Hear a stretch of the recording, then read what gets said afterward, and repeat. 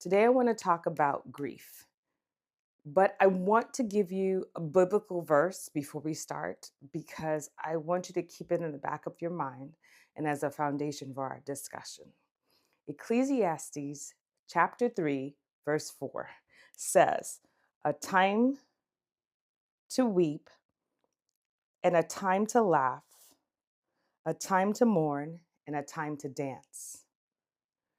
Some of you never gave yourself permission to grieve. You survived. You kept moving. You showed up for everybody else. And because you kept functioning, people assumed you were okay. Maybe even you assumed you were okay. But functioning is not the same thing as healing. Some of you have spent so much time surviving that you no longer know what it feels like to actually live. You wake up, you function, you handle responsibilities, you answer calls, you show up for people, but internally, there's a part of you that has gone emotionally silent. Not healed, silent. And silence can be dangerous because eventually you stop noticing how disconnected you have become from yourself. You laugh in conversations you do not feel present in. You say, "I'm fine," before anyone could ask a second question. You sit in rooms full of people while privately feeling emotionally alone. And the painful part in this is people keep praising your strength while never realizing your strength was built from necessity, not wholeness. Some of you became emotionally numb because feeling everything would have broken you at that time. But what protected you then is now suffocating you now. Some of you never grieved what life did to you because you did not have the luxury to fall apart. You had children to raise, ministries to lead, expectations to meet. You learned how to keep moving while your soul stayed wounded. And now your body is carrying what your mouth never said.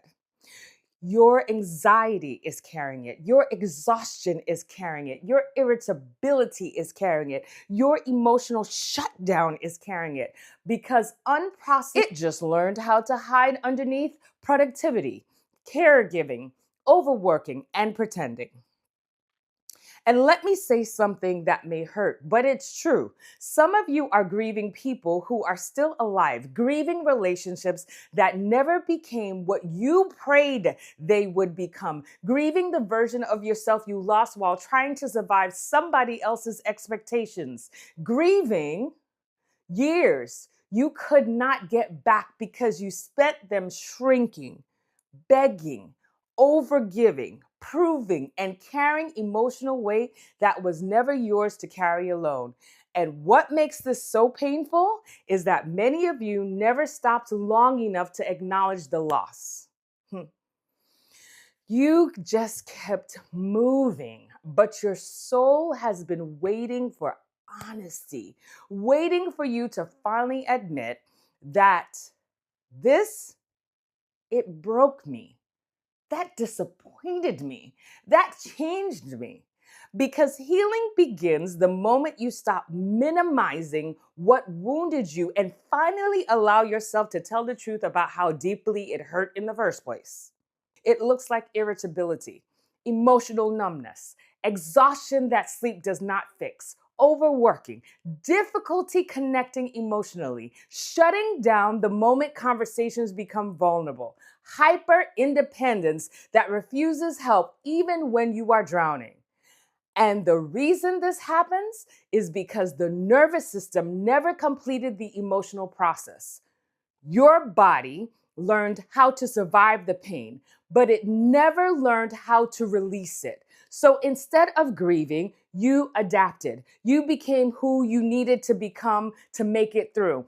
And adaptation kept you alive then, but now those same survival behaviors are interfering with your ability to fully live. What makes this even deeper is that eventually the adaptation starts feeling like identity. You think, this is just who I am. But some of you, hear me clearly, are not naturally distant. You were hurt too many times to feel safe opening up again. Some of you are not naturally controlling. Uncertainty wounded you so deeply that you now have to try to manage everything so you never feel helpless again. And some of you are not naturally emotionally unavailable. You simply learned that expressing your emotions did not feel safe, valued, or welcome. This is what unresolved grief does. It trains your nervous system to stay prepared for pain. So even in safe moments, your body struggles to relax.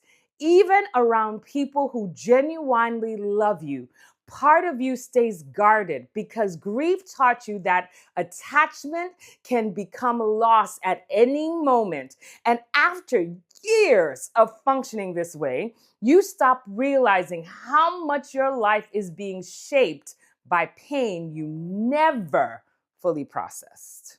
Emotionally intelligent people eventually learn something powerful. This is what I learned, still practicing it. Avoided grief does not disappear. It resurfaces in patterns. Some people stay constantly busy because silence forces them to hear what they have been trying to outrun.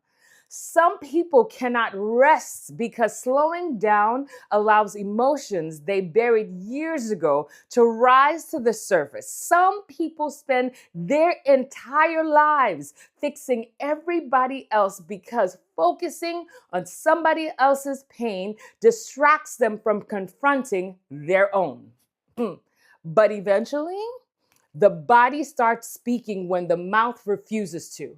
Through anxiety, through emotional breakdowns, through chronic exhaustion, through unexplained anger, through feeling disconnected from yourself and the people around you, because the body keeps score of what the soul never processed. And eventually, your inner world starts demanding attention, saying, what you refuse to feel, you will eventually be forced to confront. Now that we got that said, here is this week.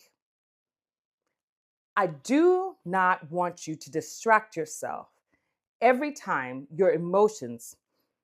This week, I do not want you to distract yourselves every time your emotions start getting uncomfortable. I said that. No music filling every quiet moment. No scrolling to avoid your thoughts. No immediately jumping into work, caregiving, or fixing everybody else's whatever problems. Or the second that you start feeling something heavy, you dive into something else. I want you to sit with yourself for 15 minutes in complete silence and honesty. Just you, your thoughts, and God. And ask yourself one hard question. You ready? What loss have I never truly allowed myself to grieve? Not what hurt you on the surface, but what changed you, what disappointed you, what broke trust in you, what version of yourself you never recovered. Trying to turn your pain into a lesson, a scripture, or a motivational quote. I said that. Let yourself feel it. Let yourself acknowledge that some things deeply wounded you, because healing begins when you stop managing your emotions long enough to actually experience them. Some of you have spent years trying not to fall apart, but the truth is, part of you needs to break open so God can finally heal what you have been hiding. As we close, healing is not pretending the wound did not matter. Healing is allowing yourself to finally acknowledge that hurt me. And that honesty is where restoration begins.